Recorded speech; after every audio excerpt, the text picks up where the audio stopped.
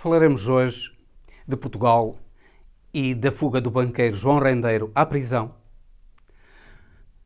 de Moçambique e do combate que ao terrorismo muçulmano fizeram as forças militares ruandesas e, finalmente, do Brasil e da saga da Comissão Parlamentar de Inquérito à Covid-19. Sejam bem-vindos a mais um Política Impura na Rádio Transforma. Pedimos-lhes que partilhem, que subscrevam o canal, coloquem gosto e ouçam até ao fim. Uma lúcida análise sobre os acontecimentos políticos com Henrique Prior.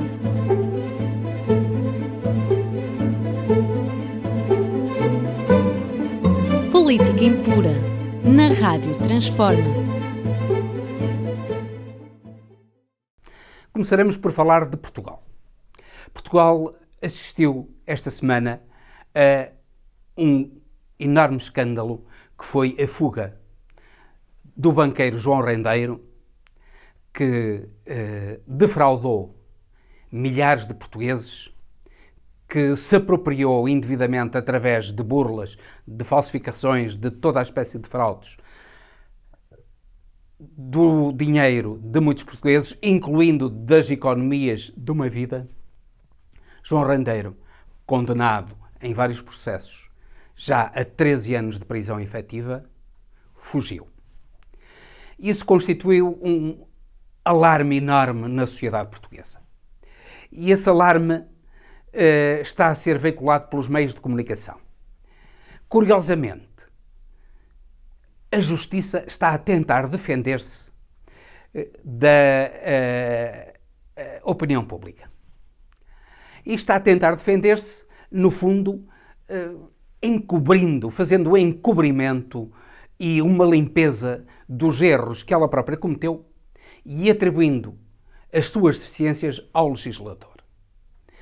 Vamos então aos factos concretos e analisemos isto até não só na perspectiva deste processo em concreto, mas também na perspectiva geral do processo penal português.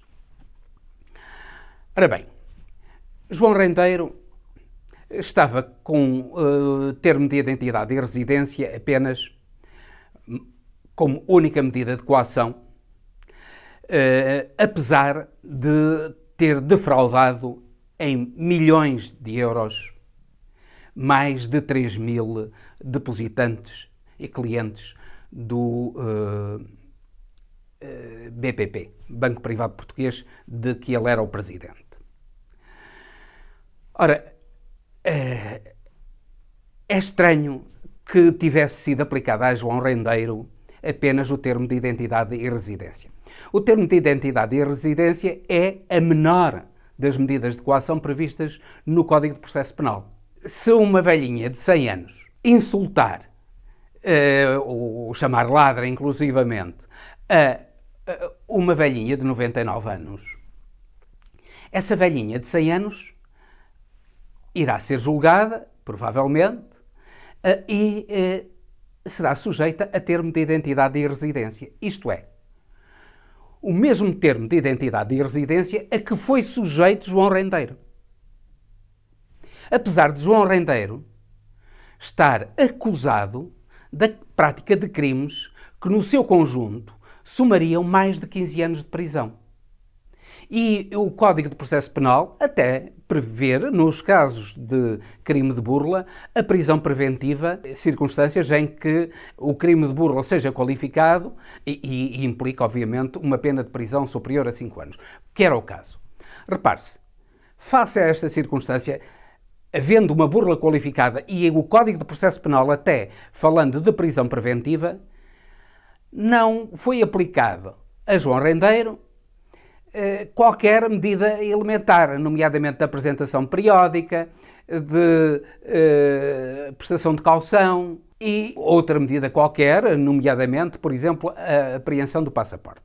Voltando atrás e voltando à postura dos órgãos judiciais, nomeadamente do Conselho Superior de Magistratura, dos juízes e do Ministério Público, que, no fundo, tem feito um autêntico encobrimento das suas responsabilidades, neste caso, como noutros, não é só neste caso. O caso de João Rendeiro não é único. E tem dito que o problema é do legislador. Ouvimos ontem, por exemplo, o presidente do Sindicato dos Magistrados do Ministério Público dizer esta pérola.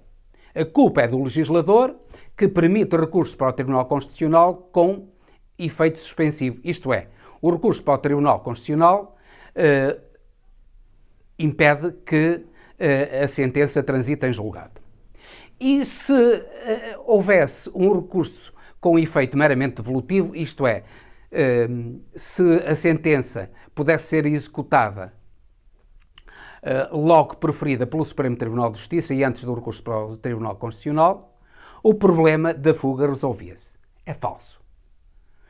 E aquilo que o presidente do Sindicato dos Magistrados do Ministério Público disse é apenas uma forma de proteção dos seus sindicalizados, que são responsáveis também por este tipo de situações, porque são eles que propõem ao juiz as medidas de coação. E é falso pelo seguinte, é que se o recurso para o Tribunal Constitucional tivesse efeito devolutivo, as fugas não se davam depois das sentenças do Tribunal Constitucional, mas davam-se logo que fosse preferida a sentença em última instância, nomeadamente do Supremo Tribunal de Justiça. E, portanto, era apenas uma questão de antecipar a fuga. Curiosamente, o presidente do Sindicato dos Magistrados do Ministério Público, aquilo que disse foi que poderia perfeitamente determinar-se a apreensão do passaporte e a lei podia dizer isso. Mas a lei permite isso. A lei permite isso. E o presidente do Sindicato dos Magistrados do Ministério Público não o pode ignorar. O Código de Processo Penal diz que as medidas de coação devem observar os princípios da necessidade, da adequação e da proporcionalidade. Isto é, sempre que sejam necessários, devem ser adequados ao caso concreto e devem ser proporcionais, não devem ser excessivos. Ora bem, isso permite, uma das medidas é a cassação do passaporte. E o Ministério Público poderia e deveria ter promovido a cassação do passaporte de João Rendeiro logo a partir de março ou abril deste ano. Desde então, com a apresentação do livro de João Rendeiro, ele, numa entrevista pública, disse que não aceitaria ser preso. Por outro lado, João Rendeiro, sucessivamente, tem-se ausentado para o estrangeiro, incluindo para países que não têm tratados de extradição com Portugal ou com a União Europeia. Logo, havia aí, claramente, um caso de perigo de fuga. Esse perigo de fuga foi denunciado pelos advogados da massa insolvente do BPI, aos juízes, ao Ministério Público e ao Conselho Superior de Magistratura. E apesar dessa denúncia e da demonstração por parte dos advogados da massa insolvente do BPI de que João Rendeiro estava a fazer tudo para sair do país e fugir à justiça, fugir à prisão, pois o Conselho Superior de Magistratura nada disse aos advogados, os juízes nada disseram aos advogados. Ora, isso revela claramente, se não negligência, pelo menos muita ingenuidade. E, eventualmente, num caso extremo, conivência. Não queremos ir para aí porque acreditamos na boa-fé da justiça. Mas que ingenuidade ou grave negligência existiu, neste caso, existiu. É falso que seja necessário alterar a lei para adequar as medidas de coação, nomeadamente a necessidade de apresentação periódica, a necessidade de prestação de caução. Repare-se que no caso de outros banqueiros, estamos a falar, por exemplo, do caso de Ricardo Salgado, Ricardo Salgado foi sujeito à prestação de caução de 3 milhões de euros. Poder-se-ia dizer que não seria exigível tanto a Rendeiro, não seriam exigíveis 3 milhões, mas imaginamos 1 milhão de euros, que Rendeiro abotoou-se, digamos assim, com muito mais do que isso. E ele tem em paraísos fiscais, tem no estrangeiro, por onde ele vai passar boa vida, ele tem muito mais do que isso. Portanto, para não ir para a prisão, para não sofrer a medida de prisão preventiva, Rendeiro podia ser obrigado a prestar caução, uma caução de 1 milhão de euros ou 500 mil euros, digamos assim, já era um indício de que a fuga lhe seria um pouco mais dificultada. Mas a apresentação a cassação, digamos assim, do passaporte era uma medida elementar. Não custava nada que o Ministério Público determinasse a cassação do passaporte a João Rendeiro.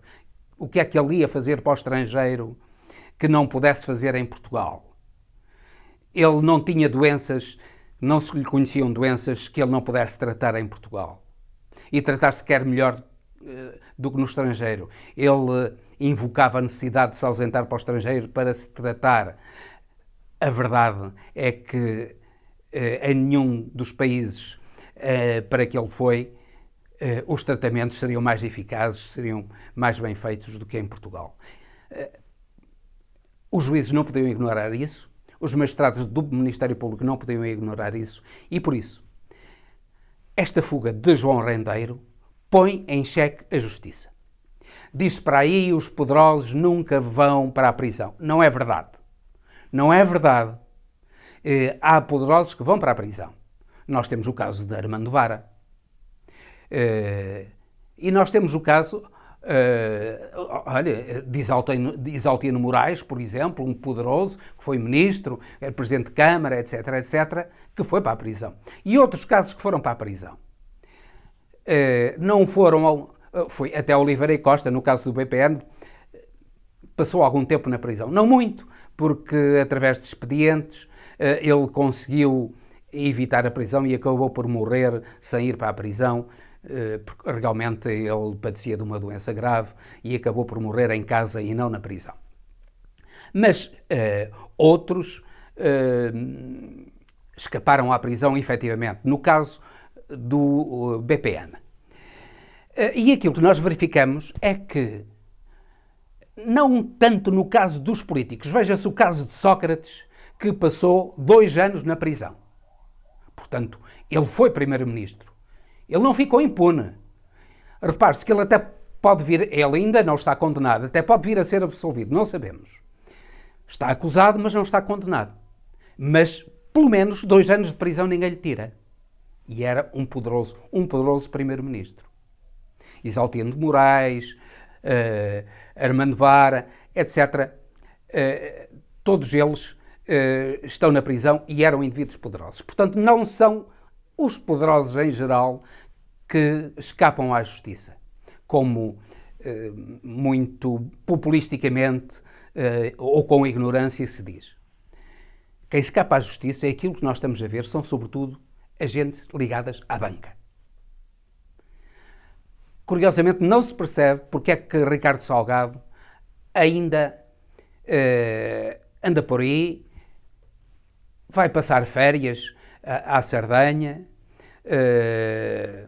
e não aparece a julgamento porque diz que está doente, mas não está doente para passar férias na Sardenha e andar de iate na Sardenha. São casos que causam alarme na opinião pública. E são casos essencialmente passados com banqueiros, não tanto com políticos, porque os políticos acabam por ser presos, o poder dos políticos não é tão forte como o dos banqueiros, mas os banqueiros acabam por ser autenticamente inimputáveis. Aliás, está-se a levantar agora a inimputabilidade de Ricardo Salgado. Vejam lá até que ponto chega o descaramento dessa gente. Claro que essa inimputabilidade foi-lhe, desde logo, salvaguardada pelo Banco de Portugal, que ao longo dos anos permitiu que Ricardo Salgado fizesse aquilo que quisesse, fizesse as fraudes que queria, apesar de ter evidências da existência de fraudes, de inúmeros crimes e de que Ricardo Salgado estava a levar o BES para a falência e o país para um período terrível por ter necessidade de evitar a falência de um banco. O Banco de Portugal é gravemente responsável pelo caso de Ricardo Salgado. Mas a Justiça também será gravemente responsável se Ricardo Salgado e outros do BES, que não é só ele, é muita gente ligada ao BES, acabar por fugir à Justiça. Porque não tomou as providências adequadas. E essa gente tem muito dinheiro em paraísos fiscais e facilmente pode fugir de Portugal. Medidas como a cassação de passaportes, medidas como a apresentação periódica ou, eventualmente, até a prisão domiciliária deviam ser aplicadas a essa gente para que houvesse alguma tranquilidade no povo português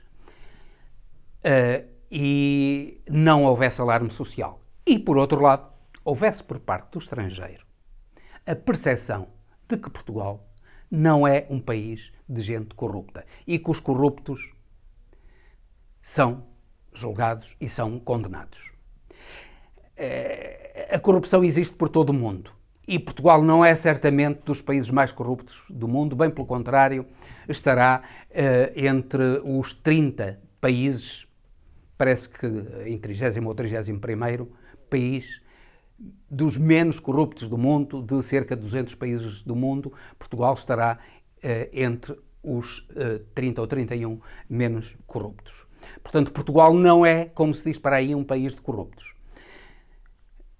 Portugal é um país que precisa de combater a grande corrupção, particularmente a corrupção no setor bancário. E a corrupção no setor bancário combate-se não só com uma supervisão eficaz e não uma supervisão conivente com os crimes, com as fraudes da banca e com os abusos de posição dominante que a banca frequentemente leva a cabo, com a atuação da Justiça, uma atuação adequada, proporcionada às necessidades de cada caso concreto.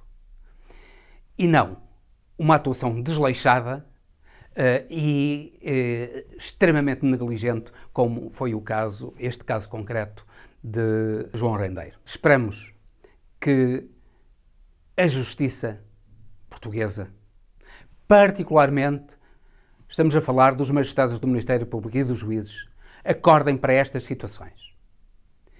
Porque são eles os grandes responsáveis e não o legislador. É inacreditável como é que, para defender a classe, o Ministério Público, o Conselho Superior de Magistratura, os juízes branqueiam os seus erros, as suas negligências e sacam as responsabilidades para o Poder Legislativo, fala-se até para o Primeiro-Ministro, para a Ministra da Justiça, etc., como se eles tivessem a responsabilidade na fuga de João Rendeiro. Inclusivamente a oposição, nomeadamente Rui Rio, saca à Ministra da Justiça o facto de não ter feito nada nestes anos para evitar situações destas. Mas quantos anos é que o PSD, de que Rui Rio é o Presidente, esteve no poder? E não alterou a lei? Não alterou a lei naquele tempo em que esteve no poder, porque entendia que não era necessário alterá-la. E não é. É necessário é que os juízes apliquem a lei com ponderação e cumprindo a lei. Aplicando, repito, as medidas de coação, conforme a necessidade de cada caso, conforme a adequação a cada caso e conforme a proporcionalidade de cada caso.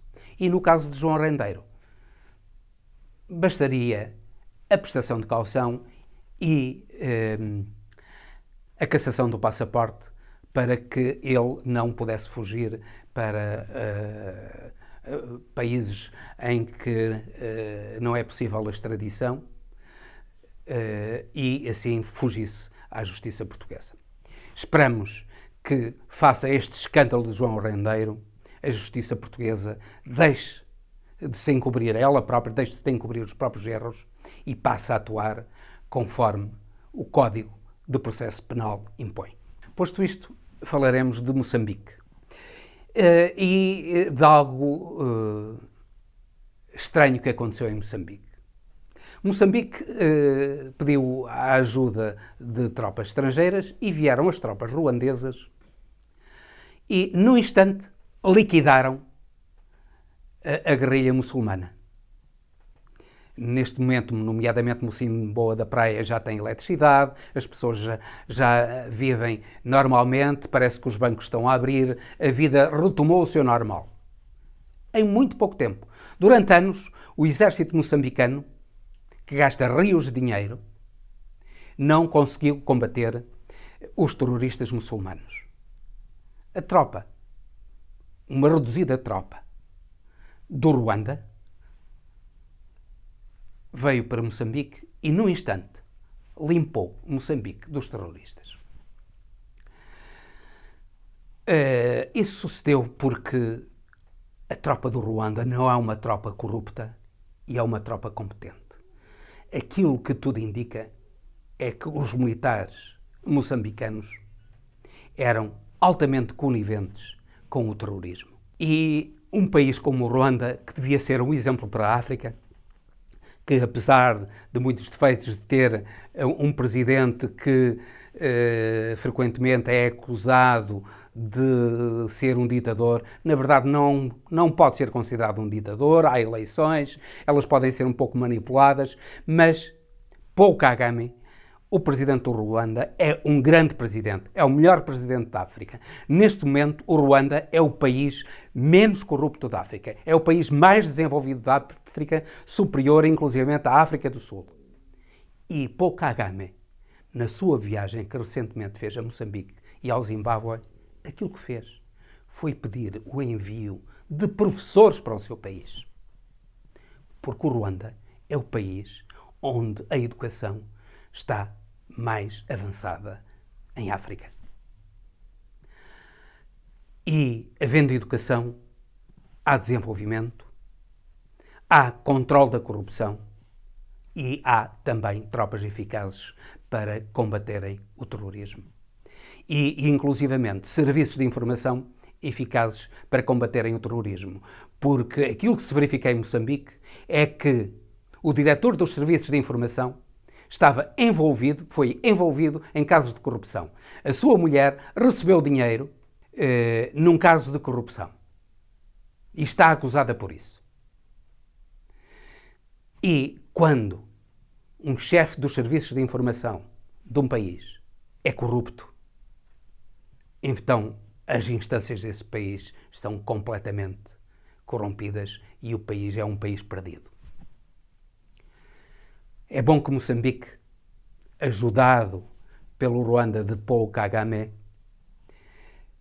siga o exemplo do Ruanda e entre, efetivamente, num período de paz, num período de combate às desigualdades e num período de difusão da educação, como ainda recentemente o disse o seu presidente Nyusi, Filipe Nyusi, mas que já há muito tempo disse e nunca leva a cabo as suas promessas. Esperamos, então, que Filipe Nyusi e Moçambique siga o exemplo do excelente Paul Kagame, presidente do Ruanda, e invista na educação, invista no combate às desigualdades, invista no combate à corrupção, para que Moçambique, que é um país rico, possa ser um país decente para os seus cidadãos, onde os seus cidadãos vivam com dignidade, o que não sucede atualmente. E, passando de Moçambique, passamos também para o Brasil, um caso idêntico de corrupção, um caso muito pior até de corrupção neste momento. O caso da corrupção no Brasil, que atravessa todas as instâncias, neste momento há um problema gravíssimo da Prevent Senior que está a ser investigada, como já falámos num programa anterior, no caso do escândalo da Covid-19. O que se passa na Prevent Senior é uma autêntica saga. Já há uns tempos que a CPI da Covid-19 estava para ser encerrada, mas continua e certamente que irá continuar por muito tempo, porque a advogada de médicos da Prevent Senior que se recusaram a aplicar aquilo que a Prevent Senior e Bolsonaro chamavam o kit Covid, a advogada Bruna Morato, no seu depoimento na Comissão Parlamentar de Inquérito, disse que os médicos eram ameaçados de serem expulsos da Prevent Senior, eram ameaçados de outras sanções, nomeadamente de não serem colocados em escalas, de não terem horas extraordinárias, não terem nada, não terem qualquer benefício na Prevent Senior, caso não receitassem o tal kit Covid que Bolsonaro recomendava. Face a isto, a Comissão Parlamentar de Inquérito vai continuar com as suas investigações. Depois de ouvir Bruna Morato, irá ouvir 2 médicos. Os médicos serão ouvidos mediante sigilo, porque as suas vidas correm realmente perigo. A própria Bruna Morato corre perigo e já tem proteção policial. Os bolsonaristas, e particularmente as milícias sob o comando de Bolsonaro, não perdoam. E só com grande proteção é que as testemunhas que podem desvendar este verdadeiro escândalo que se está a transformar numa autêntica saga na Comissão Parlamentar de Inquérito da Covid-19, só as testemunhas podem levar à condenação não só da Prevent Senior, como dos seus dirigentes. Pelos vistos, um deles era um pedreiro ou qualquer coisa parecida com isso.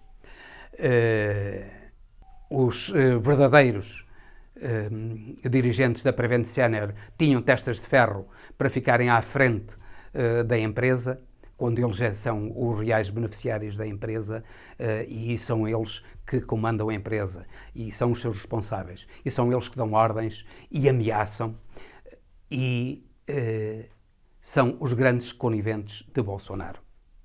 Percebemos agora que, por exemplo, indivíduos como Luciano Hang, um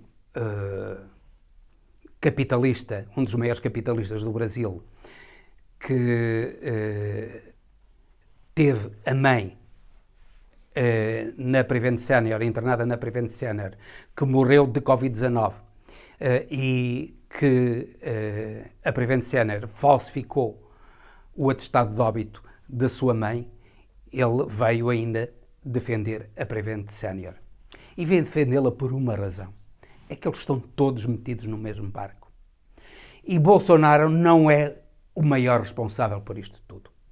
Os maiores responsáveis por isto tudo são os Luciano Hang, são a banca brasileira, são o agronegócio, esses que continuam a financiar Bolsonaro, continuam a financiar as fake news e continuam a destruir o Brasil.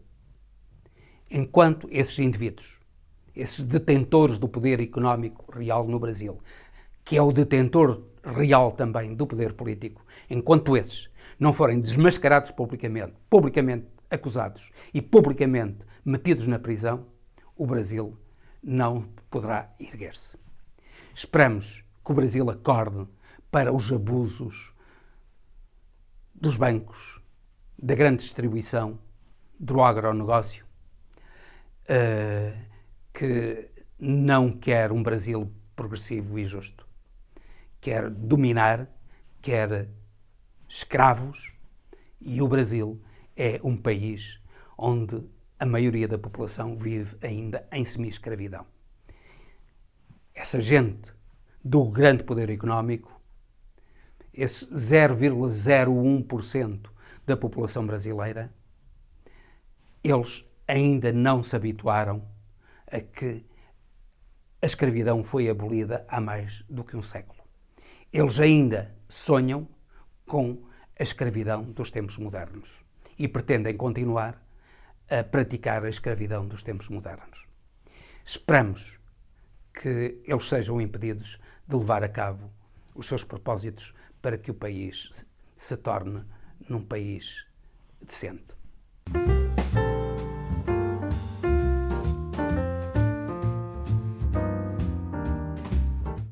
O livro que vos aconselho a ler esta semana é Plutocratas, de Chrystia Freeland.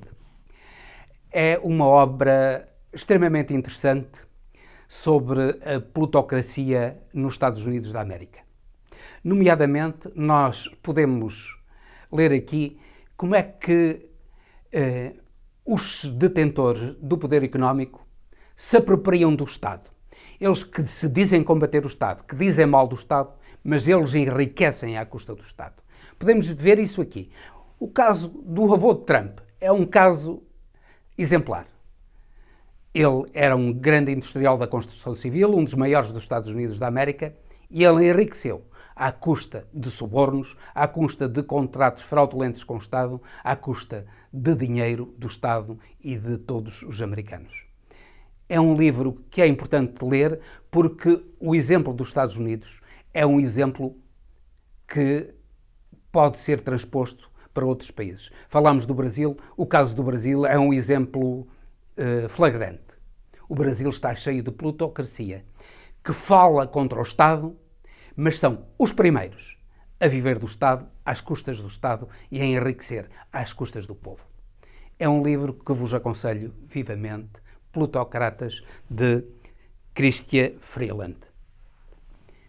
E com isto termino, despedindo-me com amizade até ao próximo Política Impura, pedindo-lhe que partilhem, que subscrevam o canal e coloquem gosto.